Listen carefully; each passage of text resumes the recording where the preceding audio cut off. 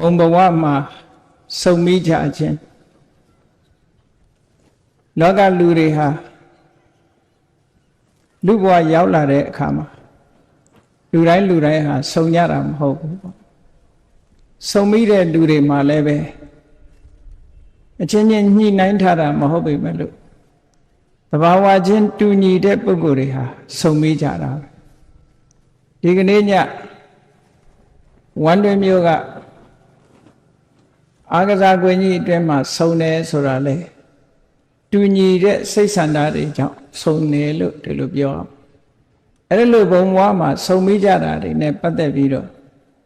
ဘုရားမြတ်စွာဟာလောကလူသားတွေလူဘဝရလာပြီးတော့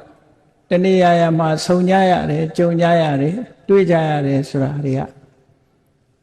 အတွင်းဓာတ်ခံတွေတူညီတဲ့သဘော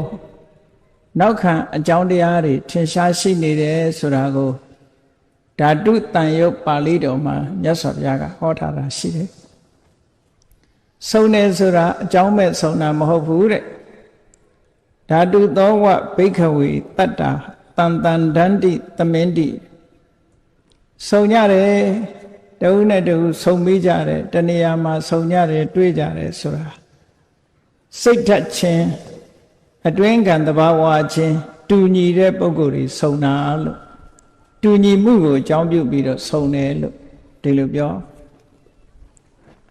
အဲ့တော့ဒီနေရာတရားပွဲမှာစုံတဲ့လူတွေရှိတယ်တခြားနေရာမှာလည်းတခြားပွဲတွေစုံမိနေတဲ့ပုဂ္ဂိုလ်တွေလည်းမြောက်များစွာရှိတယ်တကမ္ဘာလုံးကိုညှော်မှန်းပြီးတော့ကြည့်မယ်ဆိုရင်ဒီအချိန်မှာစုံစည်းပြီးတော့တခုခုလုပ်နေကြမှာကြီးပဲအကုန်လုံးအဲ့လိုစုံစည်းမှုတွေဟာအကြောင်းမရှိဘဲနဲ့စုံစည်းတာမဟုတ်ဘူးဆိုင်ရာအကြောင်းတရားတွေရှိနေကြတယ်အဲ့ဒီအကြောင်းတရားတွေဟာကောင်းတဲ့အကြောင်းတရားလည်းဟုတ်တယ်မကောင်းတဲ့အကြောင်းတရားလည်းရှိတယ်ကောင်းတဲ့လုပ်ငန်းမှာစုံကြတဲ့ပုဂ္ဂိုလ်တွေကတော့ကောင်းတဲ့စိတ်ဓာတ်တွေအခြေခံလို့စုံကြတာဖြစ်တယ်မကောင်းတဲ့အလုပ်တွေကိုလုပ်တဲ့ပုဂ္ဂိုလ်တွေကြတော့မကောင်းတဲ့စိတ်ဓာတ်တွေကိုအခြေခံပြီးတော့စုံမိကြတာဖြစ်တယ်တခါတည်းလူတွေစုံစည်းတယ်ဆိုတာအမခံများပြားတာကိုခြုံတွေ့ကြရပေါ့ဘုန်းကြီးတို့2004ခုနှစ်တုန်းကဂျာမနီနိုင်ငံဘာလင်မြို့တော်မှာဥရောပနိုင်ငံကလူတွေတန်းပေါင်းများစွာရောက်ရှိလာပြီးတော့စုံစည်းကြတဲ့ပွဲကြီးတစ်ခုကျင်းပတာကိုတယ်လီဗီရှင်းတွေကနေပြီးတော့မြင်ရတယ်ပေါ့အဲ့ဒီမှာလူတွေဘာလင်မြို့တော်မှာကျင်းပတဲ့လက်ပါရိတ်ဆိုတဲ့ပွဲကြီးဥရောပနိုင်ငံအသီးသီးကလာတဲ့လေယာဉ်မြန်တွေမီးရထားတွေကားလမ်းတွေပြည့်နေအောင်အားလုံးလက်ပါရိတ်ပွဲကျင်းပတဲ့နေရာကိုတန်ပေါင်းများစွာသောလူတွေဟာစုယုံရောက်ရှိလာကြအဲ့ဒါလောက်များတဲ့ပုဂ္ဂိုလ်တွေဒီတနေရာထဲမှာလာဆုံးတယ်ဆိုတာလည်းပဲအတွင်းအစ္ဆဒဓာတ်သဘောချင်းတူလို့သာဆုံလို့ရမတူတဲ့ပုဂ္ဂိုလ်တွေမသွားကြဘူးဆိုတာသိတာတယ်ပေါ့အဲ့တော့လောကမှာဘုံဘဝမှာဆုံမိကြတယ်ဆိုတဲ့နေရာမှာအကောင်းဆုံခြင်းလားမကောင်းသဖြင့်ဆုံခြင်းလားအကျိုးရှိသောဆုံခြင်းလားအကျိုးမရှိသောဆုံခြင်းလားဆိုတာတော့ရွေးချယ်ကြရမှာဖြစ်တယ်လူတွေဟာအတွင်းဓာတ်ခံတဲ့သဘောတည်းတူညီတဲ့အနေအထားကနေပြီးတဏှာကိုရောက်ရှိအောင်စုပေးလိုက်တဲ့သဘောဒီသဘာဝစိတ်ဓာတ်ကနေစုပေးလိုက်တယ်တရားပွဲမှာလာဆုံးတယ်ဆိုတဲ့ပုဂ္ဂိုလ်တွေဟာတရားနာခြင်းတယ်ဆိုတဲ့စိတ်ဓာတ်ကဒီနေရာကိုစုပေးလိုက်တာဖြစ်တယ်ပေါ့တရားနာမယ်ဆိုတဲ့စိတ်ဓာတ်မရှိတဲ့ပုဂ္ဂိုလ်ကြဒီပွဲမှာရောက်မလာနိုင်ဘူးပေါ့ဒါကြောင့်မို့တူညီတဲ့စိတ်ဆန္ဒတွေကတဏှာထဲမှာစုဝေးရောက်ရှိစေခြင်းပဲဖြစ်တယ်ဒီသဘောကိုမြတ်စွာဘုရားကဓာတုတန်ရုပ်မှာဟောထားတဲ့စကားလုံးကဓာတုသောဘိက္ခဝေတတ္တာတန်တန်ဒန္တိသမင်တိจิตသားယဟန်တို့တရားရီဆိုတာစိတ်ဓာတ်အခြေအနေအစ္ဆဒယဆန္ဒဓာတ်သဘောအားဖြင့်ပေါင်းစုံမိကြတာတဲ့ တူညီတဲ့အလုပ်တစ်ခုကိုလုပ်ကြတာအဲ့ဒီမှာဆက်ပြီးတော့မြတ်စွာဘုရားကပြောတဲ့ခေါ်တဲ့အခါမှာဟိနာဓိမုတ်တိကာဟိနာဓိမုတ်တိကေဟိတန်တန်ဒန္တိသမင်းတိဟိနာဓိမုတ်တိကာဆိုတာဟိနဆိုတာအောက်တန်းကျတဲ့အဓိမုတ်တိကနှလုံးသွင်းရှိတဲ့ပုဂ္ဂိုလ်အဓိမုတ်တိဆိုတာနှလုံးသွင်းစိတ်ဆန္ဒတယ်နှိမ့်ကြတဲ့စိတ်ဆန္ဒရှိတဲ့ပုဂ္ဂိုလ်တွေကလည်းနှိမ့်ကြတဲ့စိတ်ဆန္ဒရှိတဲ့ပုဂ္ဂိုလ်တွေချင်းတဏှာမှာစုမိကြတယ်ဆုံမိကြတယ်တူညီကြအဲ့ဒါလိုပဲကလျာဏာဓိမုတ်တိကကလျာဏာဓိမုတ်တိကေဟိတန်တန်ဒန္တိသမင်းတိကောင်းမြတ်တဲ့စိတ်ဆန္ဒရှိတဲ့ပုဂ္ဂိုလ်တွေကလည်းကောင်းမြတ်တဲ့စိတ်ဆန္ဒရှိတဲ့ပုဂ္ဂိုလ်အချင်းချင်းဆုံမိကြတယ်လို့အဲ့တော့အကြောင်းမဲ့ဆုံတာမဟုတ်ဘူးတဏှာမှာရောက်ရှိဆုံစည်းနေခြင်းဟာတူညီတဲ့စိတ်ဓာတ်ကနေပို့ပေးလိုက်လို့လာပြီးတော့ဆုံစည်းတာလို့အဲ့ဒါလို့ဆုံစည်းတာ ਨੇ ပတ်သက်ပြီးတော့မြတ်စွာဘုရားကဒီဓာတုတန်ရုပ်ပါဠိတော်မှာဘာကိုအကြောင်းပြုပြီးတော့ဟောတာလဲလို့ဆိုလို့ရှင်မြတ်စွာဘုရားကသာဝတိပြည်ရာဇဂိုပြည်ဂိတ်စကုတ်တောင်သတင်းသုံးပြီးတော့နေတဲ့အခါမြတ်စွာဘုရားရဲ့မလှမ်းမကမ်းအရပ်မှာရဟန်းတော်တွေဟာဂရုလိုက်လမ်းလျှောက်ပြီးတော့ဈဉ္ဉံသွားနေကြတာကိုတွေ့ရတယ်ပေါ့အဲ့ဒါလို့ဈဉ္ဉံသွားနေတဲ့ယဟန်တော်တွေကိုလှမ်းကြည့်ပြီးတော့မြတ်စွာဘုရားကမိန့်ကြားတယ်အနိနာမှာရှိတဲ့ယဟန်တွေကိုမိန့်ကြားတယ်ချက်သားယဟန်တို့ဟိုမှာတန်ဃာတွေအစုလိုက်လမ်းလျှောက်နေကြတာတွေ့ရလားအဲ့ဒီမှာလမ်းလျှောက်နေတဲ့ပုဂ္ဂိုလ်တွေဟာ၉ပါးရှိတယ်မြတ်စွာဘုရားလက်ထက်တော်ခါကာလတုန်းကဘုရားရဲ့တပည့်တာဝကကြီးတွေအင်တန်ထင်ရှားတဲ့ဣတရေဘွယ်တို့နဲ့ချီးကျူးထားတဲ့ပုဂ္ဂိုလ်တွေပါဝင်၉ပါးဟာသူ့ရဲ့အတိုင်းအဝိုင်းနဲ့အတူတကွတဏှာထဲမှာစုံစည်းပြီးတော့ဈဉ္ဉံရှောင်နေကြတာမြတ်စွာဘုရားကအဲ့ဒါကိုမြင်ပြီးတော့အနိနာရှိတဲ့ယဟန်တွေကိုပြောတာအဲ့ဒီဈဉ္ဉံရှောင်နေတဲ့ပုဂ္ဂိုလ်တွေကဘယ်သူလဲလို့ဆိုရင်ရှင်သာရိပုတ္တရာရှိတယ်ရှင်သာရိပုတ္တရာခေါင်းဆောင်တဲ့ယဟန်ရှင်မမောက္ကလံခေါင်းဆောင်တဲ့ယဟန်နေရှင်မဟာကတ္တဗခေါင်းဆောင်တဲ့ယဟန်နေရှင်အနုရုဒ္ဓခေါင်းဆောင်တဲ့ယဟန်နေရှင်ပုံနခေါင်းဆောင်တဲ့ယဟန်နေရှင်ဥပါလိခေါင်းဆောင်တဲ့ယဟန်နေရှင်အာနန္ဒာခေါင်းဆောင်တဲ့ယဟန်တွေကလမ်းလျှောက်နေကြတယ်အဲ့ဒီနဲ့မလှမ်းမကမ်းမှာဘုရားမြတ်စွာရဲ့သာသနာတော်မှာစိတ်ကောင်းမရှိလို့နာမည်ကောင်းမရတဲ့ရှင်ဒေဝဒတ်ကလည်းသူ့အဖွဲ့တွေနဲ့ဈဉ္ဉံလျှောက်ပြီးတော့နေတာအဲ့ဒီအချိန်မှာစုံစည်းနေကြသူ့ group လိုက်အစုလိုက်နေတာကိုကြည့်ပြီးတော့မြတ်စွာဘုရားကယဟန်တွေကိုပြောမိန့်ကြားနေတာจิตသားယဟန်တို့သာရိပုတ္တရာဟာများစွာသောယဟန်တွေနဲ့အစုလိုက်လမ်းလျှောက်နေကြတာအဲ့ဒီယဟန်တွေအားလုံးဟာပညာဘက်မှာထူးချွန်တဲ့ပုဂ္ဂိုလ်တွေကြီးပဲတဲ့။ဘာဖြစ်လို့တော့ဆိုတော့ရှင်သာရိပုတ္တရာကပညာအရာမှာဣတရေရထားတဲ့ပုဂ္ဂိုလ်ကိုဖျားပြီးလို့ရှိရင်ရှင်သာရိပုတ္တရာအဆင့်မီတဲ့ပုဂ္ဂိုလ်မရှိဘူးရှင်သာရိပုတ္တရာဟာထူးချွန်တဲ့ပညာနေရာမှာထူးချွန်ဆုံးပုဂ္ဂိုလ်ဖြစ်တယ်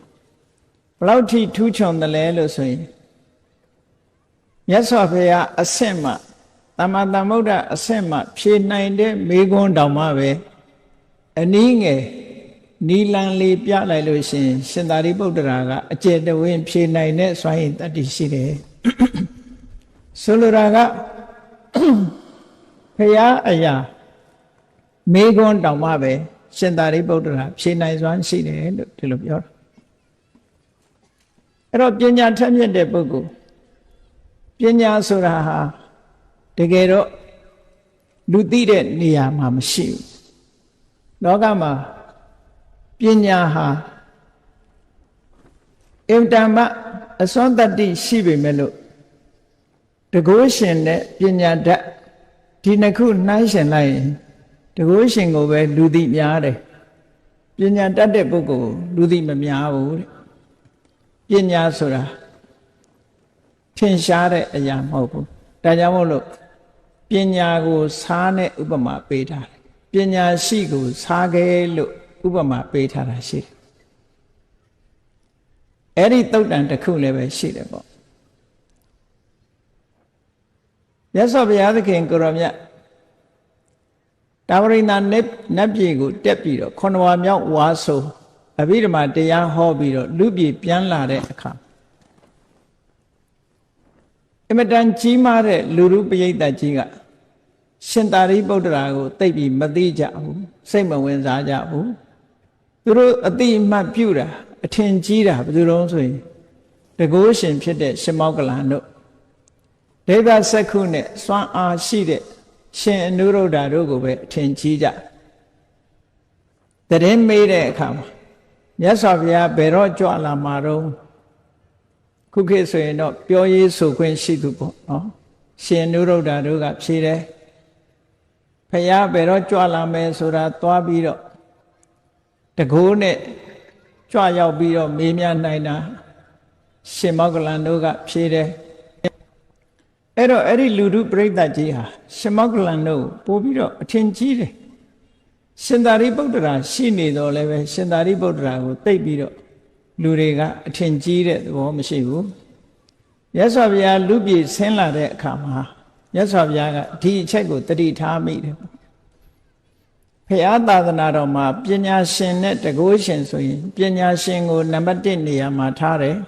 တကုရှင်ကနံပါတ်2နေရာမှာရှိတယ်ဟိုင်ဟာရာကီလို့ခေါ်တယ်ဆင့်နဲ့ထားတဲ့အခါမှာပညာရှင်ကနံပါတ်1တကုရှင်ကနံပါတ်2ဒီလိုအဆင့်ဆင့်ထားသို့တော်တကုရှင်ကိုသာနံပါတ်1ကိုကြော်ပြီးတော့နံပါတ်2ကိုလူသိများနေတာကိုမြတ်စွာဘုရားကတတိထားပြီးတော့တာဝရိန္ဒနတ်ပြည်ကနေစောင်းတန်း3သွယ်နဲ့လူပြည်ကိုကြွဆင်းလာတဲ့အခါသင်္ကတ္တတကားဝစောင်းတန်းဥရောက်တဲ့အချိန်မှာမြတ်စွာဘုရားကိုပထမဆုံးနှုတ်ဆက်ကြောခွင့်ရတာရှင်သာရိပုတ္တရာဒါကမြတ်စွာဘုရားရဲ့လက်ရရန်ဆိုတော့ဘုရားပြီးရင်ဒုတိယပေါ့ရှင်သာရိပုတ္တရာသို့တော့လူထုပရိသတ်ကရှင်သာရိပုတ္တရာရဲ့အစွမ်းအစကိုမသိကြမသိလို့မြတ်စွာဘုရားကစောင်းတန်းဥမှာပဲရပ်ပြီးတော့မိခွန်းနေမေးတာရှင်သာရိပုတ္တရာကမြတ်စွာဘုရားမေးသမျှတွေကိုဖြေဆိုတယ်နောက်ဆုံးမှာသမ္မာသမ္ဗုဒ္ဓဘုရားကသာဖြေနိုင်တဲ့မိခွန်းမျိုးနီလန်ပေးတဲ့အခါမှာရှင်သာရိပုတ္တရာဖြေနိုင်တယ်တခြားပုဂ္ဂိုလ်တွေဟာအဲ့ဒီမေခွန်းရဲ့အဖြေကိုမသိနိုင်ကြဘူးရှင်သာရိပုတ္တရာဖြေမှသိနိုင်ကြတာဖြစ်တော့ကြောင့်အဲ့ဒီအချိန်မှာပရိသတ်ရဲ့အလယ်မှာရှင်သာရိပုတ္တရာရဲ့ဉာဏ်ဤဉာဏ်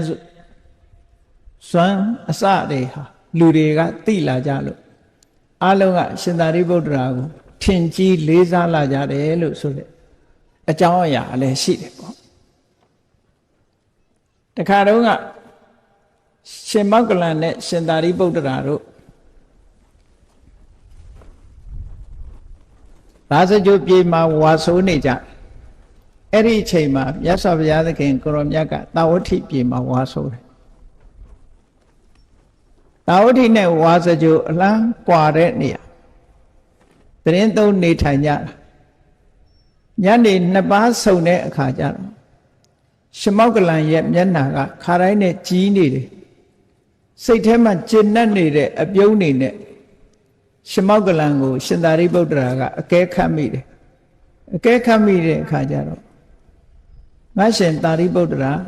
ဒီကနေ့နေ့လည်ခင်းကာလမှာအင်တန်ငြိမ်သက်တဲ့ငြိမ်းချမ်းတဲ့တမဘတ်နဲ့နေလာတာလားမျက်နှာအဆင်းတွေအလွန်ကြီးနေပါလားစိတ်ဓာတ်တွေအလွန်ရွှဲနေပါလားငြိမ်းချမ်းတဲ့တမဘတ်နဲ့နေလာလို့ဒီလိုစိတ်ဓာတ်တွေကြီးငြိမ်းချမ်းပြီးတော့မျက်နှာတွေဟာရွှင်လန်းနေတာလားလို့ဆိုမဟုတ်ပါဘူးတဲ့ဒါဖြင့်ဘာဖြစ်လို့မျက်နှာရွှင်နေတာတုံးဆိုတော့တရားနာရလို့တဲ့ဖြေတာတရားနာရလို့မျက်နှာရွှင်နေတာပါတဲ့ဘယ်သူစီကနာရတာတုံးဆိုမြတ်စွာဘုရားစီကသူတရားနာရတာတဲ့အဲ့တော့ရှင်သာရိပုတ္တရာကနေပါအောင်ကိုတော့မြတ်စွာဘုရားကတောင်ဥထိပြည်မှာအရှင်ဘုရားကဒီမှာဘယ်လိုလုပ်တရားနာတာတုံးလို့ဆိုသူတရားနာပုံလေးကိုပြောပြတောင်ဥထိနဲ့ဇေတဝန်ခုခေတ်ဆိုရင်တော့လူတွေကထင်မှာပေါ့တယ်လီဖုန်းဆက်တာပေါ့နော်အဲ့ဒီတော့တယ်လီဖုန်းမှမရှိတာအခုခေတ်လူတွေကတပန်းတောင်သားနေသေးတယ်တယ်လီဖုန်းဆက်ပြီးတော့တရားနာလို့ရတယ်လေအဲ့တော့ရှင်မောက္ကလန်ကရှင်သာရိပုတ္တရာကိုဘယ်လိုပြောတော့ဆိုရှင်ဘုရားတဲ့တပည့်တော်ကဒီကနေပြီးတော့မြတ်စွာဘုရားကိုဒိဗ္ဗစက္ခုအဘိညာဉ်ဝင်စားထားဒိဗ္ဗသောတအဘိညာဉ်တလှဲ့စီဝင်စားပြီးတော့ထားမြတ်စွာဘုရားကလည်းတပည့်တော်ဘက်ဒိဗ္ဗစက္ခုနဲ့ဒိဗ္ဗသောတအဘိညာဉ်နှစ်ခုဝင်စားထားတပည့်တော်ကဒီကနေပြီးလှမ်းပြီးမြတ်စွာဘုရားကိုမေးခွန်းမေးတယ်တဲ့အရှင်ဘုရားပြည့်ပြည့်စုံတဲ့လုံလဝိရိယရှိတဲ့ပုဂ္ဂိုလ်ဆိုတာဘယ်လိုအတိုင်းအတာနဲ့ပြည့်စုံမှပြည့်ပြည့်စုံတဲ့လုံလဝိရိယရှိတဲ့ပုဂ္ဂိုလ်လို့ခေါ်နိုင်ပါသလဲဆိုတဲ့မေးခွန်းကိုတပည့်တော်ကဒီကနေလှမ်းမေးတာတဲ့လှမ်းမေးတော့မြတ်စွာဘုရားကဒီမေးခွန်းကိုဖြေတယ်မောက္ကလန်ပြည့်ပြည့်စုံတဲ့လုံလဝိရိယရှိသူဆိုတာရတဲ့ရတဲ့ရောက်တဲ့ရောက်တိုက်တဲ့တရားဓမ္မကိုရရှိဖို့အတွက်အယိုးကြည်ကြည်အရေးခမ်းခမ်းအသားအသွေးတွေ6ခမ်းပါစေမရမနေကြိုးပမ်းအားထုတ်မယ်မရခင်စัจ जा ဝိရိယတန်နာနေတာမျိုးမရှိစေပဲနဲ့ကြိုးပမ်းအားထုတ်တဲ့ပုဂ္ဂိုလ်မျိုးကိုသာလင်ပြီးပြီးစုံတဲ့လုံလဝိရိယရှိတယ်လို့ခေါ်ရတယ်လို့မြတ်စွာဘုရားကဖြေတယ်အဲ့ဒီအမေးဖြေလုပ်နေတာဟာဒိဗ္ဗစက္ခုဒိဗ္ဗသောတအဘိညာဉ်ဝင်စားပြီးတော့မြတ်စွာဘုရားနဲ့ရှင်မောက္ကလန်တို့လှမ်းပြီးတော့စကားပြောတဲ့အခါပဲအဲ့ဒါကိုတန်ရုပ်ပါဠိတော်မှာခတသုတ်လို့ခေါ်တယ်အဲ့ဒီတော့ရှင်သာရိပုတ္တရာကရှင်မောက္ကလန်ကိုပြောတယ်ရှင်မောက္ကလန်တို့များတကိုးကြည့်လိုက်တာအဝေးကြီးကမြတ်စွာဘုရားစီလှမ်းပြီးတော့မေးခွန်းနေမေးလို့ဘုရားဖြေတာကိုသူနာရတယ်ကြည့်လိုက်တဲ့တကိုးပေါ့တပည့်တော်တို့ဆိုလို့ရှိရင်ရှင်မောက္ကလန်ကတောင်ကြီးနဲ့အလားသဏ္ဍာန်တူတယ်တပည့်တော်ကအဲ့ဒီတောင်ကြီးနားမှာချထားဖို့ကြောက်တုံးကလေးလောက်ပါပဲလို့ရှင်မောက္ကလန်ရဲ့တကိုးနဲ့စာရင်ရှင်မောက္ကလန်ကတောင်ကြီးကဲ့သို့ကြီးမားပြီးတပည့်တော်ကအနီးနားမှာချထားရတဲ့ကြောက်တုံးလေးတစ်ဖွဲပါလို့ရှင်မောက္ကလန်ကိုဒီလို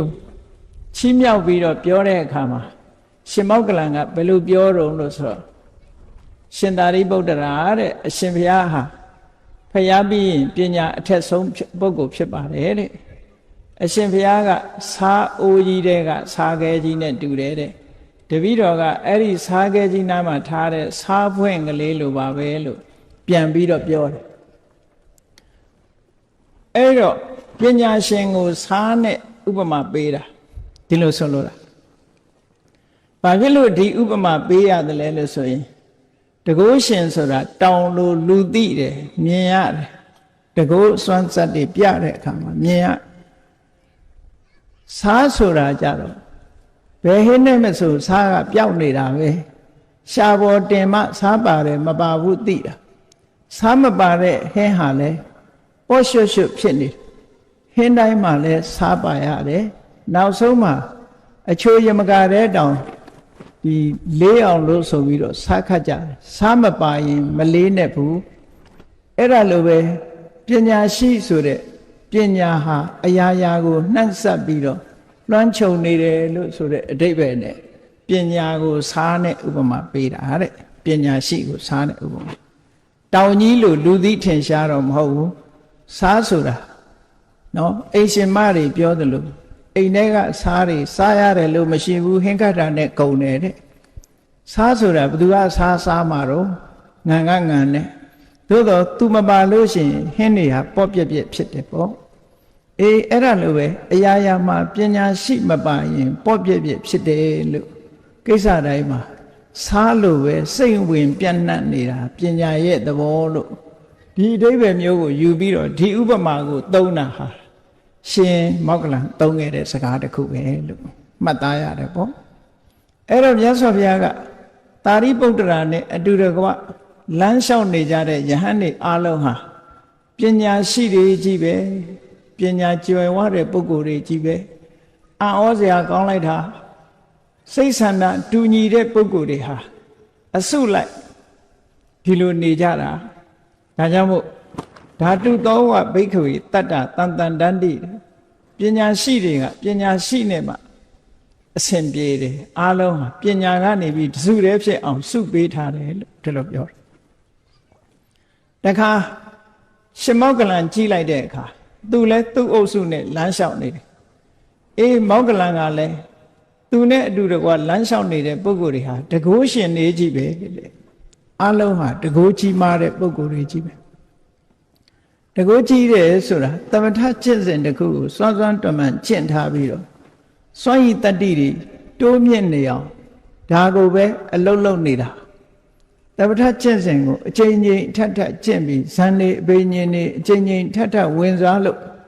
ဝတိဘော၅ပါးနဲ့စွမ်းရည်တတ္တိတွေထက်အောင်လုပ်နေကြတာမို့ရှင်မောက္ကလံတို့ဆိုတာအလုံးကိုထူးခြားတဲ့တကိုးရှင်ဖြစ်တယ်ပေါ့ခိပ္ပနိတန္တိလို့ဆိုတဲ့အတိုင်းတကယ့်ကိုလင်းမြန်တကိုးအပြောင်းလွှဲလုံနိုင်တဲ့စွမ်းရည်တတ္တိရှိတဲ့ပုဂ္ဂိုလ်နန္ဒောပနန္ဒနဂါးကြီးကနှာခေါင်းလေနဲ့မှုတ်တဲ့အခါမှာတခြားယဟန္တာတွေမကာကွယ်နိုင်ဘူးတဲ့ရှင်မောက္ကလံတပါးသာကာကွယ်နိုင်တယ်ဘာဖြစ်လို့အလင်းအမြန်လောက်ရတာဖြစ်တယ်စက္ကန့်ပိုင်းနောက်ကျသွားရင်ပြာဖြစ်သွားနိုင်တယ်အစိတ်ခိုးတွေတင့်ပြီးတော့ပြာဖြစ်သွားနိုင်တယ်ဒါကြောင့်မို့တကိုးဆိုတာလေလေ့ကျင့်နေရလေ့ကျင့်နေလို့စွမ်းရည်တတ္တိတွေထက်တာဒါကြောင့်မို့မောက္ကလံနဲ့အတူတကွလမ်းလျှောက်နေကြတဲ့ယဟန်တွေဟာအားလုံးတကိုးရှင်တွေကြီးပဲဓာတ်သဘောအားဖြင့်စိတ်ဓာတ်ချင်းတူညီလို့တကိုးဆိုတဲ့စွမ်းရည်တတ္တိကသူတို့ကိုတစုတည်းစုဝေးစေတယ်လို့မြတ်စွာဘုရားကဒီလိုဟောတာဟောနောက်တစ်ခါရှင်မာကတ္တဗနဲ့လမ်းလျှောက်နေကြတာတစုတည်းကြည့်လိုက်တယ်ရှင်မာကတ္တဗနဲ့တစုတည်းနေတဲ့ပုဂ္ဂိုလ်တွေဟာဒူတင်ဆောင်ပုဂ္ဂိုလ်တွေကြီးပဲချိုးချမ်းကျင့်ရမယ်နော်ယဟန်ဘဝဆိုတာကိလေသာတွေနည်းပါးအောင်ချိုးချမ်းတဲ့အကျင့်တွေကျင့်ရမယ်လို့သင်္ကန်းတောင်မှပန္နကုသင်္ကန်းမှဝတ်ရမယ်သုံးတယ်တဲ့ပိုမထားရဘူးတောရเจ้าမှာပဲတစ်သလုံးနေရမယ်ဆွမ်းခံပြီးတော့ပဲစားရမယ်ဆိုတဲ့ဒီဒူရင်အကျင့်တွေကိုကျင့်ကြံကြိုးကိုအားထုတ်နေတဲ့ပုဂ္ဂိုလ်တွေကြီးပဲသူတို့ကိုလည်းပဲဒူရင်အကျင့်ကနေပြီးတော့တစုတည်းဖြစ်အောင်စုပေးလိုက်တာပေါ့ဟောနောက်ဒီအရှင်အနုရုဒ္ဓနဲ့အတူတကွလမ်းလျှောက်နေကြတဲ့ယဟန်တွေကိုကြည့်လိုက်အားလုံးဟာဒိဗ္ဗစက္ခုအဘိညာဉ်မှာစွမ်းရည်ထက်တဲ့ပုဂ္ဂိုလ်တွေကြီးပဲတဲ့အကုန်လုံးဟာဒိဗ္ဗစက္ခုအဘိညာဉ်မှာအစွမ်းတတ္တိရှိတဲ့ပုဂ္ဂိုလ်တွေရှင်နုရုဒ္ဓဆိုတာတထိုင်နဲ့စัจ java လာတစ်ထောင်ကိုတပြိုင်နဲ့ကြည့်နိုင်တဲ့ဒိဗ္ဗစက္ခုအဘိညာဉ်မျိုးရှိတဲ့ပုဂ္ဂိုလ်ယန္တာမဖြစ်ခင်ကတည်းကဒိဗ္ဗစက္ခုကိုအလေးလာပြုလို့ကျွမ်းကျင်လာတဲ့ပုဂ္ဂိုလ်တူသူနဲ့အတူတကွနေတဲ့ယဟန်တွေကလည်းအားလုံးဟာဒိဗ္ဗစက္ခုမှာထူးချွန်တဲ့ပုဂ္ဂိုလ်တွေကြီးပဲသူတို့ကိုတစုတည်းဖြစ်အောင်ဟာလည်းပဲဒိဗ္ဗစက္ခုအဘိညာဉ်ကနေပြီးတော့စုဝေးပေးလိုက်တာတဲ့ဟောဓာတ်သဘောတွေကတူတစုတည်းဖြစ်သွားအောင်စုပေးတဲ့သဘောနောက်တစ်ခါအရှင်ပုံနမန္တာနိပုဒ္ဒမန္တာနိဆိုတဲ့ပုံနေမရဲ့သားဖြစ်တဲ့အရှင်ပုံနအဲ့ဒီအရှင်ပုံနကလည်းသူ့ရဲ့သတင်းသုံးပေါ်တွေအတူတကွများစွာသောယဟန်တွေနဲ့အတူတကွလမ်းလျှောက်နေတယ်အဲ့တော့ရှင်ပုံနကဘယ်အရာမှာထင်ရှားတဲ့ပုဂ္ဂိုလ်တုံးဆိုတော့ဓမ္မကတိကအရာမှာထင်ရှားတယ် ရှင်အနန္ဒာမထေရမြတ်တောင်မှပဲသာသနာပေါင်းဝင်လာတဲ့အခါမှာရှင်ပုံနာရဲ့တရားကိုနာပြီးတော့သောတာပန်ဖြစ်တာရှင်ပုံနာဆိုတာတခြားမဟုတ်ဘူးသာသနာတော်မှာပထမဆုံးယဟန်ဖြစ်တဲ့ရှင်ကွန်းတင်ညရဲ့တူအရင်ဖြစ်တယ်ကပိလဝတ်မြို့ကလာတဲ့ပုဂ္ဂိုလ်ပဲမြတ်စွာဘုရားကိုမဖူးတွေးရခင်ကလေးကယဟန္တာဖြစ်ပြီးတော့ကပိလဝတ်မြို့မှာထင်ရှားတဲ့ဓမ္မဂတိကတစ်ပါးဖြစ်တယ်ပေါ့ဓမ္မဂတိကထင်ရှားတာမှတာမန်ထင်ရှားတာမဟုတ်ဘူးရှင်ပုံနာကိုအမတမနာမည်ကြီးနို့ရှင်သာရိပုတ္တရာကတောင်အလွန်တွေ့ချင်တာတခါတော့ကသုတ်တန်တစ်ခုရှိတယ်ရထဝိနိတသုတ်တန်မှာကြည့်ရှင်ပုံနာ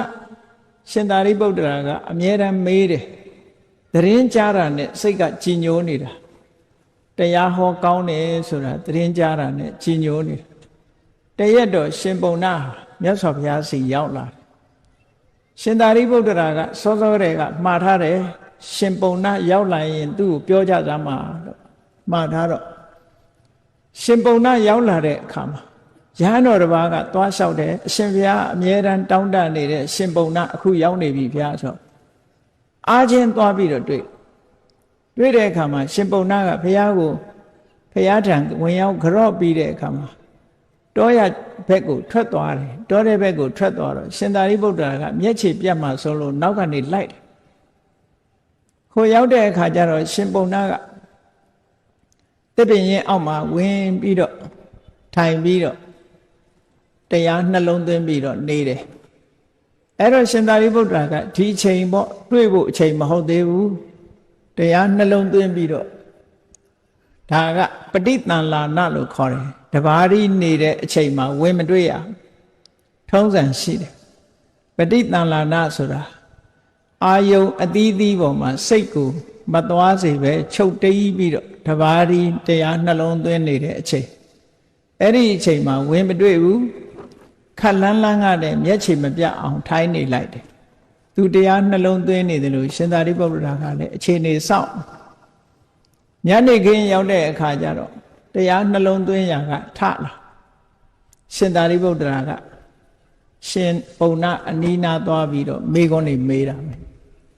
တရားနာခြင်းလို့မေးခွန်းတွေမေးတာမသိလို့မေးတာမဟုတ်ဘူးတရားဟောကောင်းတယ်ဆိုလို့တရားနာခြင်းလို့သွားပြီးတော့မေးခွန်းတွေမေးတာအဲ့ဒီအကြောင်းနဲ့ပတ်သက်ပြီးတော့ရထဝိနိတသုတ်တံဆိုတာရှိတယ်ပေါ့အဲ့ဒါလို့ရှင်ပုံနာဆိုတာဟောပြောတဲ့ဘက်မှာအင်ဓမ္မထူးချွန်ပြောင်မြောက်တယ်ပေါ့ထူးချွန်ပြောင်မြောက်တယ်အဲ့တော့သူနဲ့အတူတကွလမ်းလျှောက်နေကြတဲ့ယဟန်တော်တွေကလည်းဓမ္မဂတိကအရာမှာထူးချွန်ကြတဲ့ယဟန်တွေကြီးပဲတဲ့မတ္တမ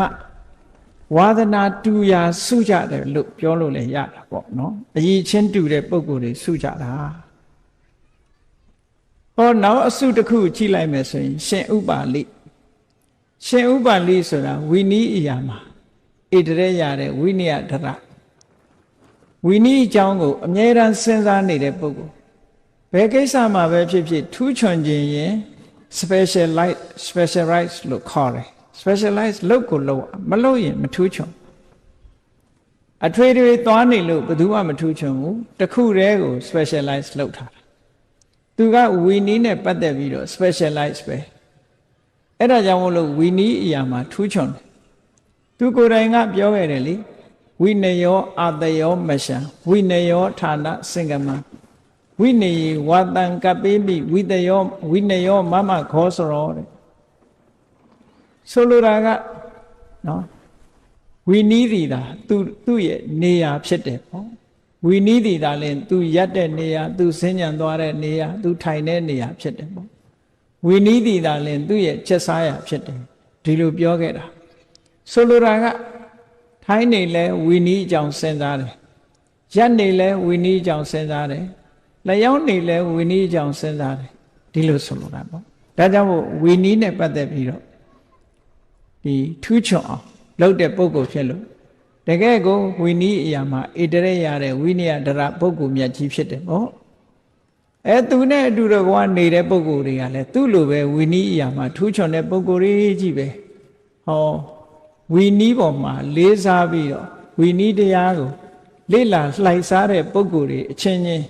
အဲ့ဒီဝီနည်းတရားတော်ကစုပေးလိုက်တဲ့သဘောတဲ့တစုတည်းစုံမိသွားကြတယ်ပေါ့ဒီလိုဆိုလို့တာနောက်တစ်ခါကျတော့ရှင်အာနန္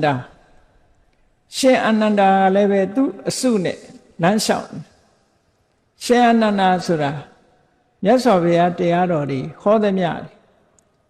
ဓမ္မခန္ဓာပေါင်း8400တရားတွေ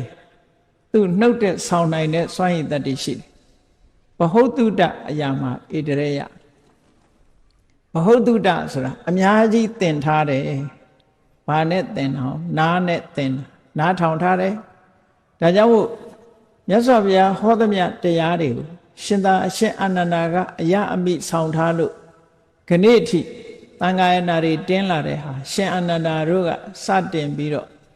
ပရိသတ်လောက်လာတဲ့ကျမ်းစာတွေဘုရားဟောတဲ့တရားတွေပဲဖြစ်တယ်အမတန်မှကျေးဇူးတင်စရာကောင်းတဲ့မထေမြတ်ပေါ့ရှင်အာနန္ဒာတို့ဒီလိုမဆောင်ခဲ့ဘူးမကြက်မှတ်ခဲ့ဘူးဆိုလို့ရှိရင်ဒီကနေ့ခေတ်ဘုရားတရားတော်တွေဟာများများဆဆကြီးကြားနာခွင့်ရကြမှာမဟုတ်ဘူးတဲ့အခုတော့အများကြီးပဲထုတဲ့အမတန်မှကြီးမားတဲ့ပိဋကတ်3သွယ်နိကေ9ပြဓမ္မခန္ဓာပေါင်း8400ဆိုတာဒီကနေ့အထိရရှိနေကြတာပေါ့တွေးရှိနေကြရှင်အာနန္ဒာမထေရမြတ်ကိုယ်တိုင်ကပြောတယ်လေသူဟာ8400နဲ့က82,000ကိုမြတ်စွာဘုရားစီကသင်ယူခဲ့တာပါတဲ့ဓမ္မခန္ဓာ82,000ကိုမြတ်စွာဘုရားစီကသင်ပြီးတော့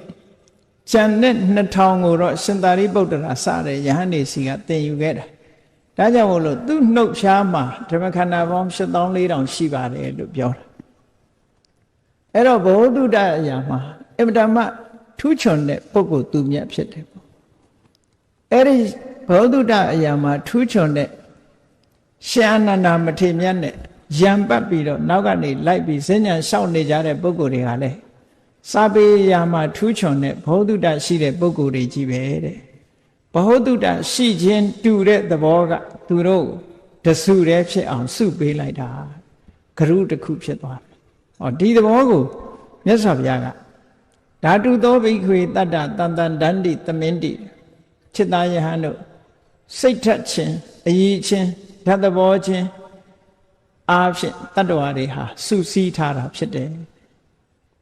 အဲ့တော့တဏှာမှာစုမိတယ်ဆိုတာ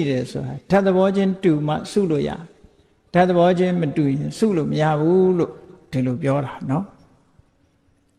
နောက်တစ်ခါခက်လန်းလန်းမှာကြည့်လိုက်မယ်ဆိုရင်ရှင်ဒေဝရသူကလည်းသူ့ခြံရံပရိသတ်နဲ့လမ်းလျှောက်နေတယ်ရှင်ဒေဝရကဘာတွေတွေးနေလဲဆိုရင်ဖြတ်လန်းကနေဖျားလုပ်ဖို့စဉ်းစားနေတာသူကအဲ့ဒါကြတော့ပါပိဿရုပ်မာတဲ့စိတ်ဆန္ဒတွေလွှမ်းမိုးနေတယ်သူ့မှာတန်ဃာတွေကိုခေါင်းဆောင်လုပ်ချင်တယ်တန်ဃာအဖွဲ့အစည်းကြီးကိုအကြီးအကဲလုပ်ချင်တယ်အဲ့ဒီအကြီးအကဲလုပ်ချင်တဲ့စိတ်ဓာတ်လူကြီးလုပ်ချင်တဲ့စိတ်ဓာတ်ကသူ့ကိုလွှမ်းမိုးပြီးတော့ထားတယ်သူနဲ့အတူလမ်းလျှောက်နေတဲ့ပုဂ္ဂိုလ်တွေကလည်းအဲ့ဒါလိုစိတ်ဓာတ်ရှိတဲ့ပုဂ္ဂိုလ်တွေကြီးပဲတဲ့ဟောပါပိဿဆိုတဲ့မကောင်းတဲ့အတွေးတွေဝင်နေတဲ့မကောင်းတဲ့လူရင်ဆန္ဒတွေလွှမ်းမိုးထားတဲ့ပုဂ္ဂိုလ်တွေကလည်းပဲမကောင်းတဲ့စိတ်ဆန္ဒချင်းတူရာဟာစုစည်းမိတာဖြစ်နေတယ်ဟုတ်တာပေါ့တရားဝါဒနာပါတဲ့ပုဂ္ဂိုလ်တွေကတရားပွဲရောက်ကြတယ်ရုပ်ရှင်ဝါဒနာတဲ့ပါတဲ့ပုဂ္ဂိုလ်တွေကတယ်လီဗီရှင်းရှေ့မှာရုပ်ရှင်ကြည့်ကြတယ်ဘောလုံးဝါဒနာပါတဲ့ပုဂ္ဂိုလ်တွေကဘောလုံးပွဲရှေ့မှာရောက်ပြီးတော့ဘောလုံးကြည့်ကြတယ်ဘီယာတို့အရက်တို့ဝါဒနာပါတဲ့ပုဂ္ဂိုလ်တွေကလည်းဘီယာအရက်ဆိုင်မှာစုကြတယ်ပေါ့လူဆိုတာတယောက်နဲ့တယောက်မတူဘူးပေါ့တဘာဝချင်းတူရာစုမိနေကြတယ်ဆိုတဲ့သဘောကိုမြတ်စွာဘုရားကဟောတာအဲ့တော့ဘုန်းကြီးတို့တွေလောကလူတွေဟာဒီလိုအခြေအနေအရစုပြီးတော့နေကြတဲ့အခါမှာတို့ကိုစုမိအောင်လုပ်တဲ့ဟာကောင်းတဲ့အရာလားမကောင်းတဲ့အရာလားလို့ဆက်လက်ပြီးတော့စဉ်းစားဖို့လိုအပ်တယ်ပေါ့မကောင်းတဲ့အရာကတို့ကိုစုတယ်ဆိုရင်ကောင်းတာဖြစ်ဖို့ကိုကလှုပ်ဆောင်ရမယ်အမှတ်ရမြတ်စွာဘုရားကဆက်ပြီးတော့ဟောထားတယ်သ တရားတရားကင်းမဲ့တဲ့ပုဂ္ဂိုလ်တွေဟာတရားတရားကင်းမဲ့တဲ့သူချင်းစုမိကြတယ်တဲ့အရှက်မရှိတဲ့ပုဂ္ဂိုလ်တွေဟာလည်းအရှက်မရှိတဲ့ပုဂ္ဂိုလ်ချင်းစုမိကြတယ်တဲ့ဒုစရိုက်လုပ်ငန်းနဲ့ပတ်သက်ပြီးအကြောက်အလန့်မရှိတဲ့ပုဂ္ဂိုလ်တွေကလည်းအကြောက်မလန့်မရှိတဲ့ပုဂ္ဂိုလ်ချင်းစုမိကြတယ်ဘဟုတုတနဲတဲ့ပုဂ္ဂိုလ်တွေကလည်းဘဟုတုတနဲတဲ့ပုဂ္ဂိုလ်ချင်းစုမိကြတယ်တဲ့ပြင်းကြီးတဲ့ပုဂ္ဂိုလ်တွေကလည်းပြင်းကြီးတဲ့ပုဂ္ဂိုလ်တွေချင်းတဏှာမှာစုမိကြတယ်ပညာမဲ့တဲ့ပုဂ္ဂိုလ်တွေကလည်းတဏှာမှာပညာမဲ့တဲ့ပုဂ္ဂိုလ်ချင်းစုမိကြတယ်တတိလက်လွတ်နေတတ်တဲ့ပုဂ္ဂိုလ်တွေမိမိလျောရောနေတတ်တဲ့ပုဂ္ဂိုလ်တွေကလည်းမိမိလျောရောနေတတ်တဲ့ပုဂ္ဂိုလ်ချင်းစုမိကြတယ်လို့ဟောတဘာဝတူရစုတယ်ဆိုတဲ့အကြောင်းမြတ်စွာဘုရားဒီလိုဟောတာတရားတရားရှိတဲ့အကောင်းဘက်ကပြောမယ်ဆိုရင်တရားတရားရှိတဲ့ပုဂ္ဂိုလ်တွေကလည်းတရားတရားရှိတဲ့လူနဲ့လက်တွဲမိတယ်မကောင်းမှုဒုစရိုက်ကရှက်တတ်တဲ့ပုဂ္ဂိုလ်တွေကလည်းမကောင်းမှုဒုစရိုက်ကိုရှက်ယွန်တဲ့ပုဂ္ဂိုလ်တွေချင်းလက်တွဲကြတယ်မကောင်းမှုဒုစရိုက်ကကြောက်လန့်တဲ့ပုဂ္ဂိုလ်တွေကလည်းမကောင်းမှုဒုစရိုက်ကကြောက်လန့်တဲ့ပုဂ္ဂိုလ်တွေနဲ့ပဲလက်တွဲတယ်ဘဟုတုတရှိတဲ့ပုဂ္ဂိုလ်တွေကလည်းဘဟုတုတရှိတဲ့ပုဂ္ဂိုလ်နဲ့ဆိုရင်လက်တွဲပြီးတော့ပြောမကုန်အောင်ရှိကြတယ်ပေါ့ကြိုးစားအထုတ်မှုလုံလဝိရိယရှိတဲ့ပုဂ္ဂိုလ်တွေကလည်းလုံလဝိရိယရှိတဲ့ပုဂ္ဂိုလ်ချင်းလက်တွဲကြတတိကောင်းတဲ့ပုဂ္ဂိုလ်တွေကလည်းတတိကောင်းတဲ့ပုဂ္ဂိုလ်ချင်းလက်တွဲကြပြီးတော့ပညာထက်မြက်တဲ့ပုဂ္ဂိုလ်တွေကလည်းပညာထက်မြက်တဲ့ပုဂ္ဂိုလ်ချင်းလက်တွဲကြတယ်လို့အကောင်းဘက်ကလည်းဒီလိုလာတယ်အဲ့တော့စုံစည်းကြတဲ့အခါတိုင်းမှာတို့တွေဟာဒီနေရာဆုံတာဘာနဲ့ဆုံတာလဲဒါဟာအရေးတကြီးဆင်ញင်စဉ်းစားဖို့လိုအပ်တယ်အကောင်းနဲ့ဆုံတာလားမကောင်းနဲ့ဆုံတာလားစုံစည်းတာတော့စုံစည်းနေကြတာဘဝမှာစုံစည်းမှုဆိုတာတွေဖြစ်တယ်အဲ့ဒီစုံစည်းမှုတွေဟာအကောင်းနဲ့ဆုံတာလားမကောင်းနဲ့ဆုံတာလားကိုယ့်ကိုဆင်ញင်သုံးသပ်ဖို့လိုအပ်တယ်အရာရာမှာအမတ်တမဲ့မနေပဲနဲ့တတိတရားတမ္ပစင်ညတရားနဲ့နေကြရအဲ့ဒါလို့မနေလို့ရှိရင်ဘဝနှိမ့်ကျသွားနိုင်တယ်ပေါ့တိုးတက်မြင့်မားလာအောင်ကိုယ့်ရဲ့အခြေအနေကိုပုံမှန်သုံးသပ်နေတတ်ဖို့လိုအပ်တယ်ပေါ့အဲ့ဒါလို့ဆင်ញင်တုံတရားနဲ့ဆင်ញင်သုံးသပ်ရမြတ်စွာဘုရားကိုယ်တိုင်ကကထံပုတ္တမေရတ္တိတိဝါဝိတိဝတ္တန္တိတိပပိစိတေနအဘိနံပစ္ဆွခိတပါမကောင်းတဲ့အညစ်အကြေးတွေကိုထုတ်ဖို့ကြိုးစားနေတဲ့ပုဂ္ဂိုလ်တယောက်ဟာတနေ့တာငါဘယ်နည်းနဲ့ကုံဆုံးလာတယ်ဆိုတာဆင်ញင်သုံးသပ်ပေးရမယ်လို့ဒီလိုဟောထားတာရှိဒါလူတိုင်းလိုက်နာရမယ်ဟာတစ်ခုဖြစ်တယ်မို့နှမို့ဆိုရင်ကိုယ့်ဘဝနမောနမဲ့နေရာရောက်တယ်ပေါ့နမောနမဲ့နေလို့ရှိရင်တော့လူတယောက်ဟာနှိမ့်ကျသွားမှာပဲအဲ့ဒါကြောင့်မို့လို့နမောနမဲ့မနေရအောင်ကိုယ့်ဘဝကိုဆင်ញင်သုံးသပ်မှုလောက်ဆင်ញင်သုံးသပ်တဲ့အခါမှာအဖြေထွက်လာမကောင်းတာနဲ့စုမိနေတယ်ဆိုရင်ကောင်းတာနဲ့စုဖို့ကြိုးစားရ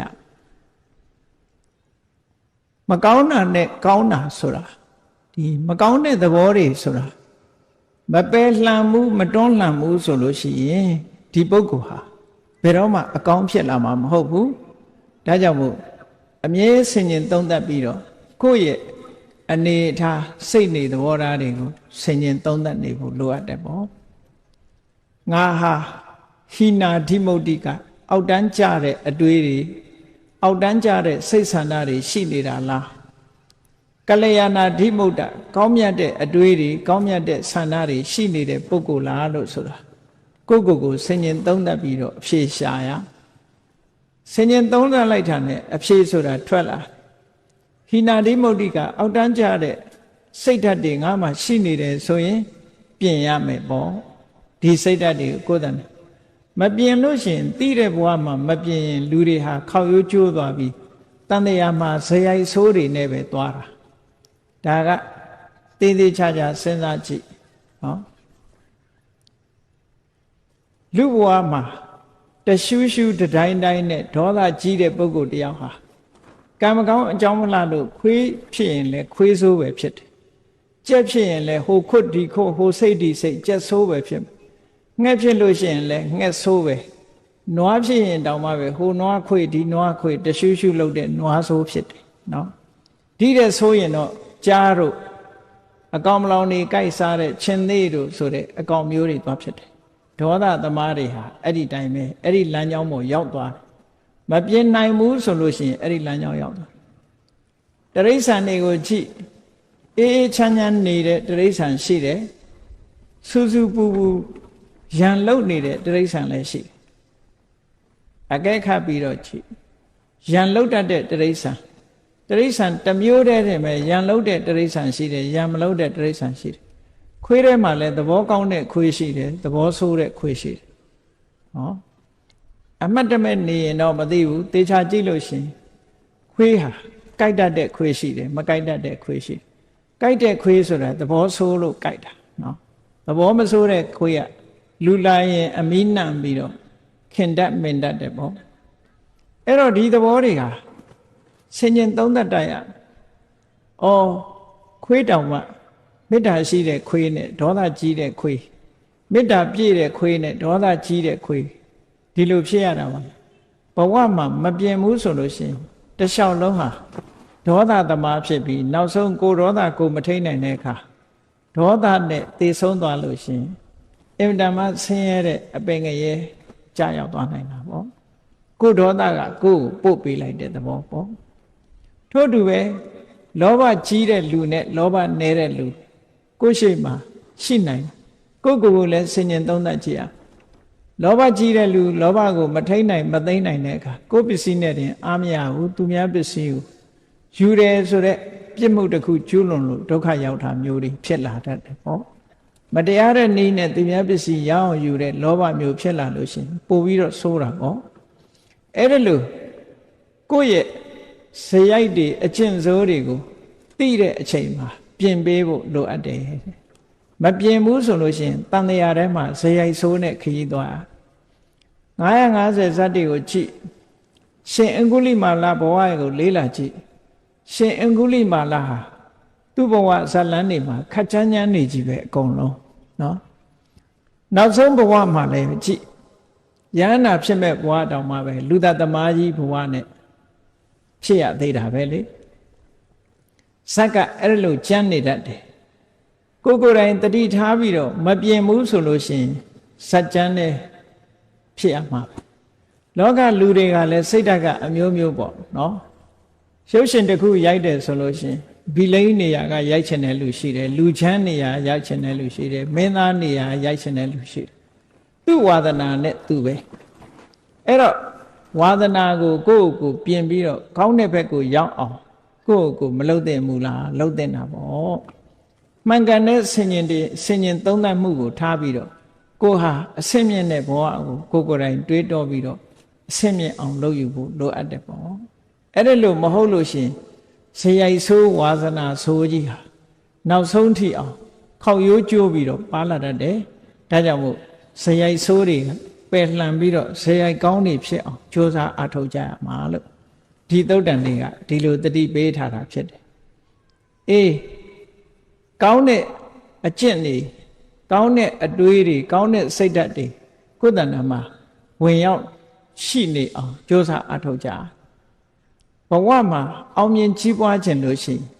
ဘုရားမြတ်စွာကကောင်းမြတ်တဲ့အရည်အသွေးတွေကိုယ်တဏ္ဍာမှာရှိအောင်လုပ်ရမယ်တဲ့အဲ့ဒီကောင်းမြတ်တဲ့အရည်အသွေးတွေဆိုတာဘာတွေလဲလို့ဆိုရင်တတ္တာတဲ့သီလသုတစာကပညာလို့ခေါ်တယ်တတ္ထာဆိုတာကောင်းတဲ့ဘက်ကိုစိတ်ဝင်စားတယ်ယုံကြည်တယ်စိတ်ကြည်တယ်ဆိုတာတတ္ထာဖြစ်လာပြီဆိုရင်လူတွေဟာဘာဖြစ်လာတရားနာသွားခြင်းနဲ့ကုသိုလ်ကောင်းမှုလုပ်ခြင်းနဲ့ဖះရှိခိုးခြင်းနဲ့အ ਨੇ ဆုံးပရိစိတ်ခြင်းနဲ့ဖះပန်းလှူခြင်းနဲ့ရေချမ်းနေတင်းခြင်းနဲ့ဟောစိတ်ကြီးနေပြီဆိုရင်အဲ့ဒါတွေအကုန်လုပ်တယ်ကောင်းတဲ့အလုပ်တွေလုပ်တယ်စိတ်ကြည်နူးလာပြီဆိုရင်ဒါနကောင်းမှုလုပ်တယ်သီလတွေစောင့်ဖြစ်တယ်ကမ္မထဘာဝနာတွေအားထုတ်ဖြစ်တယ်ကောင်းတဲ့အလုပ်တွေအကုန်လုပ်တယ်ဒါတတ္တာရဲ့စွမ်းတရားရှိတဲ့ပုဂ္ဂိုလ်ဆိုတာဓတနာကာမောသီလဝတ္တသီလရှိတဲ့ပုဂ္ဂိုလ်တွေကိုတွေ့ခြင်းနဲ့ တတ္ထမံသောတုမိစ္ဆတိသူတော်ကောင်းတရားကြားနာခြင်းနဲ့တရားပွဲသွားခြင်းနဲ့ဝိနယေမစ္စေရမလံဘာလူရမလဲကုသိုလ်ဘာလုပ်ရမလဲကိုယ်ပစ္စည်းတွေကဆွန့်လွတ်ပြီးတော့ဒါနကောင်းမှုလုပ်ဖို့စိတ်ဝင်စားနေတယ်အဲ့ဒါတရားဖြစ်ပေါ်လာလို့ရှင်အဲ့ဒီအခြေအနေမျိုးတွေပေါ်လာတယ်လို့ဒီလိုပြောတာအဲ့တော့တရားရှိနေတဲ့ပုဂ္ဂိုလ်တယောက်ဟာတရားကိုလက်နဲ့ဥပမာပေးထားတာရှိတယ်ယရနာတွေ့တော်လဲလက်မပါရင်ကောက်ယူလို့မရတယ်လို့တရားမရှိဘူးဆိုရင်ကုသိုလ်ကောင်းမှုပြုဖို့အခွင့်ကြုံတော်လဲတရားမရှိသည့်အတွက်ကြောင့်မပြုမိဘူးဒါကြောင့်မို့တရားဆိုတာလက်နဲ့တူတယ်တဲ့တတ္ထာဟတ်ထောမဟတ္ထနောတရားလက်ရှိတဲ့ပုဂ္ဂိုလ်ဟာကြွယ်ဝချမ်းသာတဲ့ပုဂ္ဂိုလ်ဖြစ်တယ်လို့ဒီလိုဆိုတာဟောနောက်တစ်ခုကျတော့တတ္ထာဘီဇံနဲ့တရားဟာမျိုးစေ့နဲ့အလားတန်တူတယ်မျိုးစေ့လေးကအလုံးနှစ်ခုကိုလှုပ်တယ်တဲ့ကိုယ့်ဘာကိုမျိုးစေ့လေးကိုစဉ်းစားကြည့်အလုံးနှစ်ခုဆိုတာဘာလဲမျိုးစေ့လေးကိုမြေထဲစိုက်ချလိုက်မယ်ဆိုလို့ရှိရင်အောက်ကိုအမြင့်ကလေးတွေ့တယ်အပေါ်ကိုအညောင်ကလေးထွက်လာတယ်ဒါသူ့ရဲ့အလုံးနှစ်ခုပဲအောက်ကိုအမြင့်သက်ဆင်းခြင်းအပေါ်၌အညွန့်တက်ခြင်းဆိုတဲ့ဒီအလုံးနှစ်ခုဟာမျိုးစေ့ကနေဖြစ်လာတာအဲ့ဒီအလုံးနှလုံးလုံးတယ်လို့ပဲတရားရှိတဲ့ပုဂ္ဂိုလ်ဟာသီလကိုလည်းထိမ့်သိမ်းဆောက်ရှောက်တယ်သမထဝိပဿနာကျင့်စဉ်ကိုလည်းကျင့်တယ်သီလစောင့်တာဟာအမြင့်သက်ဆင်းတာနဲ့တူတယ်သမထဝိပဿနာကျင့်တာအညွန့်တက်တာနဲ့တူတယ်လို့ဒီလိုတရားကိုမျိုးစေ့နဲ့ဥပမာပေးတာမြတ်စွာဘုရားကအာလဝကကြီးရဲ့အမေးကိုဖြေတဲ့အခါမှာလောကမှာအကောင်းဆုံးဥစ္စာအမြတ်ဆုံးဥစ္စာဘာလဲလို့ဆိုရင်တတ္ထာပဲလို့ဒီလိုဟောခဲ့တာတရားတရားရှိပြီဆိုလို့ရှိရင်တန်ဖိုးရှိတဲ့ဥစ္စာတွေဟာသူပိုင်ဆိုင်ခွင့်ဖြစ်သွားတာပဲဒါကြောင့်မို့တရားဆိုတဲ့ဥစ္စာပိုင်ထားပြီဆိုလို့ရှိရင်လောကမှာရှိတဲ့ယရဏအလုံးကိုပိုင်ထားတာနဲ့မထူးတော့ဘူးတရားရှိလို့ကုသိုလ်ကောင်းမှုတွေလုပ်တဲ့ပုဂ္ဂိုလ်ဟာယရဏတွေဟာယရဏရှိရသွားတယ်ဆိုတာလို့ပဲတရားတရားရှိတဲ့ပုဂ္ဂိုလ်စီမှာယရဏပစ္စည်းတွေအကုန်စုတယ်လို့ဒီလိုဆိုတာလောကကြီးဆိုတာအမတမထူးခြားတယ်ကိုယ်တိုင်ကယရဏမစုပေမဲ့လို့ကိုယ်စီကိုရောက်လာတတ်တယ်ပေါ့ဒါပြောတာနော်တရားတရားရှိပြီဆိုရင်အေးတတ္ထာရှိလာလို့ရှိရင်နောက်ဘာရှိလာတော့ဆိုသီလကိုချင်းသီလတွေမြဲလာတယ်ကိုချင်းသီလမြဲလာပြီးတဲ့အခါမှာဘုရားဟောတဲ့တရားတွေကိုကြားနာတယ်ဘောဓုတတွေစီးပူတယ်တုတစွန့်လွတ်မှုဆိုတဲ့စာကလူမှုတမ်းမှုဆိုတဲ့စာကဆိုတဲ့သဘောကမစ္စရိယလို့ဆိုတဲ့ငါသာသုံးမယ်ငါအတွက်သာစဉ်းစားတယ်ဆိုတဲ့ဒီတရားကိုဖယ်ရှားပြီးတော့အများအတွက်ကိုကြည်တတ်တဲ့မွန်မြတ်တဲ့စိတ်ဓာတ်တစ်ခုပဲပေါ့ဟောစာကလည်းရှိတာနောက်ဆုံးကြတော့ပညာတဲ့ပညာဆိုတာကြတော့သဘာဝတရားကိုထိုးထွင်းပြီးတော့အမှန်တိုင်းသိတဲ့ပညာရအဲ့ဒီအမှန်တိုင်းသိလာပြီသဘာဝကိုထိုးထွင်းသိလာပြီဆိုတဲ့အခါမှာဒီပညာကြတော့တွေ့တာမှုတွေကိုလည်းဖယ်ရှားနိုင်တယ်တွေ့တာမှုပြတ်သွားရင်မုန်းတိမှုဆိုတာလည်းမလာတော့ဘူးနောက်ဆုံးမှာသဘာဝအစစ်မှန်ကိုသိသွားတဲ့အခါမှာဘာဖြစ်လာလဲသဘာဝအစစ်မှန်မသိတဲ့ပုဂ္ဂိုလ်ကတွေ့တာမှုတွေနဲ့ရင်ထဲမှာပူလောင်မှုဆိုတဲ့တောကတွေမကြာခဏကျုံနေကြတွေ့တာမှုကိုအခြေပြုပြီးတော့တောကတွေဖြစ်ရအဲ့ဒီတောကကိုလျှော့ချခြင်းလို့ရှိရင်တွေ့တာမှုကိုမလျှော့ဘဲနဲ့လျှော့လို့မရဘူးအဲ့ဒီတွေ့တာမှုကိုလျှော့ချဖို့ရအတွက်ဒီမှန်ကန်စွာသိတဲ့ပညာဆိုတာဒါအရေးကြီးဆုံးပဲလို့ဒီပညာရှိဖို့လိုအပ်တယ်အဲ့ဒီပညာကိုဘယ်လိုလုပ်ရအောင်လုပ်ရမလဲလို့ဆိုတာရအောင်လုပ်တဲ့နည်းတွေကတော့ပညာရချင်လို့ရှိရင်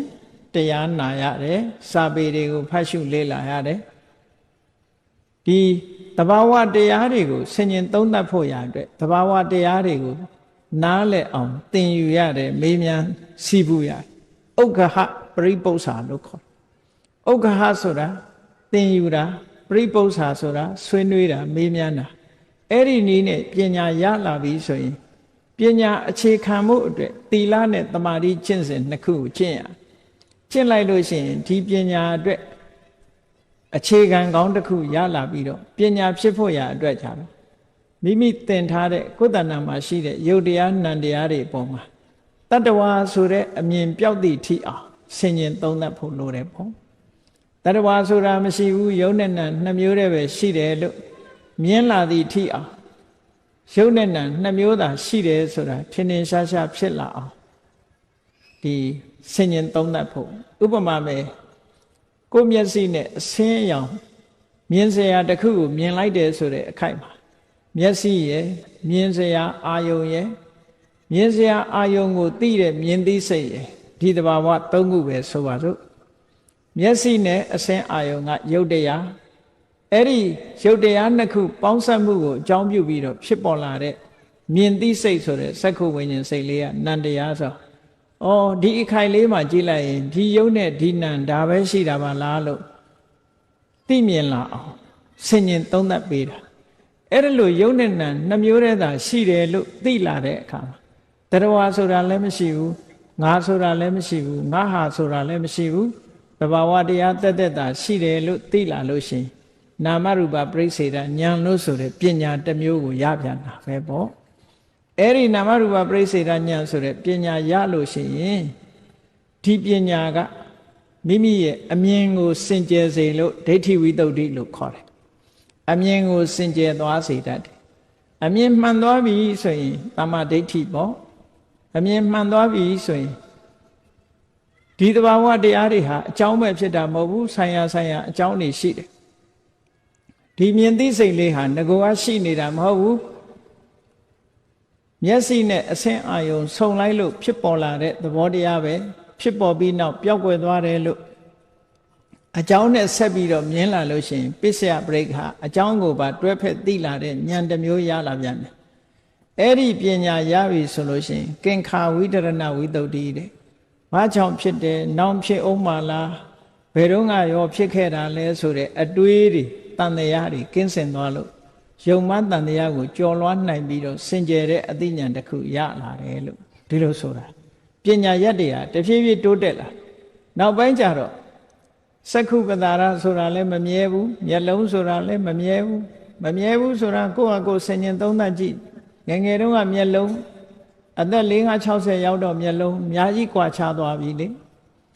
တော့အဲ့ဒါကအဝေးကြီးမို့ကွာခြားတာထီးတဲ့ကိုကျင်းပြီးတော့မျက်လုံးဟာ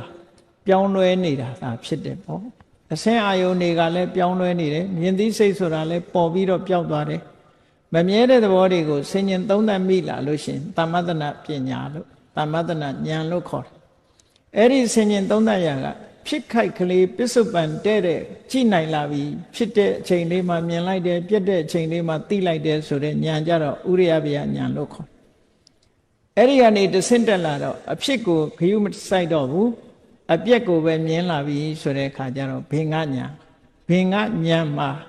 အနိစ္စသဘောတရားဟာဒါလမ်းဆုံးအစွမ်းကုန်တွေ့မြင်ခြင်းပဲဖြစ်တယ်ဟောအဲ့ဒီနောက်ကြတော့မိမိတဏ္ဍာမှာရှိတဲ့ယုတ်တရားနံတရားတွေဟာ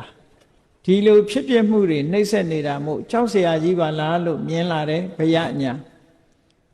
အန္တရာယ်များလိုက်တာလို့မြင်လာတယ်အာရိနဝညာ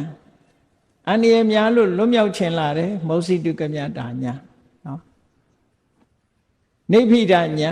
အန္တရာယ်များတဲ့အပေါ်မှာညှင်းငွေလာတယ်တာယာစရာရှားမတွေ့ဘူးညှင်းငွေလာတော့လွတ်မြောက်ခြင်းလာတယ်မောစိတုကမြတာလွတ်မြောက်ခြင်းတဲ့အခါမှာပြန်ပြီးတော့လွတ်ရလွတ်ကြောင်းစဉ်းစားတယ်ပဋိသင်္ခာညာနောက်ဆုံးကြတော့သင်္ခါရတရားတွေပေါ်မှာစိတ်ကိုတည်တည်ငြိမ်ငြိမ်ထားပြီးတော့အမှန်ကိုရှုမြင်နိုင်တဲ့တည်ငြိမ်တဲ့အသိဉာဏ်တစ်မျိုးရလာတာသင်္ခါရုပ္ပခာညာအဲ့ဒီတည်ငြိမ်တဲ့သဘောရပြီဆိုတဲ့အခါမှာနိဗ္ဗာန်ကတ်သွားပြီလို့ဒီလိုပြောတာပေါ့ပေါင်းကူတရားလေးကြော်လိုက်တာနဲ့ဟိုဘက်ကျတော့နိဗ္ဗာန်ရောက်သွားအနုလောမဉာဏ်လို့ဆိုတဲ့ချင်းကပ်လန်းလေးကိုရောက်သွားလို့ရှိရင်ဟိုဘက်ကျတော့ကိလေသာတွေကိုဖယ်ရှားပြစ်နိုင်တဲ့အဆင့်ဆင့်ဖယ်ရှားပြစ်နိုင်တဲ့မဲ့၄ပါးဖို့၄ပါး၄ချိန်မဲ့၄ပါး၄ချိန်ဖို့၄ပါး၄ချိန်ကြပြီးတော့ကိလေသာအာသောတွေလုံးဝတန့်စင်ပြစ်နိုင်တဲ့ပညာမျိုးတဲ့အဲ့ဒီပညာမျိုးဟာတော့အစွမ်းထက်ဆုံးပညာမျိုးပဲလို့ဒီလိုပြောတာနော်အဲ့ဒီရမှလမ်းဆုံးတယ်ပေါ့ဒါကြောင့်မို့တရားတရားရှိဖို့လိုတယ်သီလရှိဖို့လိုတယ်တုတ္တဆိုတဲ့အကြမြင်ဘောတုတ္တတွေရှိဖို့လိုတယ် စာကဆိုတဲ့စွန့်လွတ်နိုင်မှုတွေရှိဖို့လိုတယ်ပညာလို့ဆိုတဲ့ဝိပဿနာပညာတွေရှိဖို့လိုတယ်လူဘဝရလာတဲ့အခိုက်မှာဒီတရားတွေမိမိတဏ္ဍာမှာမရှိသေးရင်ရှိအောင်လုပ်ဖို့ရှိပြီးရင်တိုးတက်မြင့်မားလာအောင်ကြိုးစားအထောက်ဖို့ဆိုတာကိုအခုဒီမြတ်စွာဘုရားဟောတဲ့ဓာတ်သဘောတွေနဲ့တတ္တဝါတွေဟာနှီးနှောမိကြတယ်ဆိုတာဒီသုတ်တံကိုနာယူမှတ်သားကြပြီးတဲ့အခါမှာတို့တဏ္ဍာမှာအရေးအကြီးဆုံးကောင်းမြတ်တဲ့သဘာဝတွေရှိပြီးတော့တန်တရားထဲမှာလည်းပဲကောင်းမြတ်တဲ့ဝါဒနာတွေကောင်းမြတ်တဲ့စိတ်ဆန္ဒတွေနဲ့တဦးနဲ့တဦးဆုံညတွေးကြတဲ့အခါမှာကောင်းမြတ်တဲ့အလုပ်နဲ့ကောင်းတဲ့နေရာမှာကောင်းတဲ့စိတ်နေသဘောထားတွေကစုပေးလို့စုမိကြတဲ့ပုဂ္ဂိုလ်မျိုးတွေသာဖြစ်ပြီးနောက်ဆုံးမှာဒီစုမိခြင်းကနေပြီးတော့အမြင့်ဆုံးဖြစ်တဲ့ဝိပဿနာပညာမဲ့ပညာဖို့ပညာရပြီးတော့နိဗ္ဗာန်ချမ်းသာကိုမျက်မှောက်ပြုနိုင်တယ်ဆိုတဲ့ဘုရားမြတ်စွာရဲ့ဆုံးမဩဝါဒနာယူမှတ်သားကြပြီးတဲ့အခါမှာတို့တွေနောက်ဆုံးပညာဖြစ်တဲ့မဲ့ပညာဖို့ပညာရပြီးနိဗ္ဗာန်ကိုမျက်မှောက်ပြုအပ်ပါလို့ဤလို့ဆန္ဒပြုပြီးတော့ကြိုးစားအားထုတ်နိုင်ကြပါစေကုန်သတည်း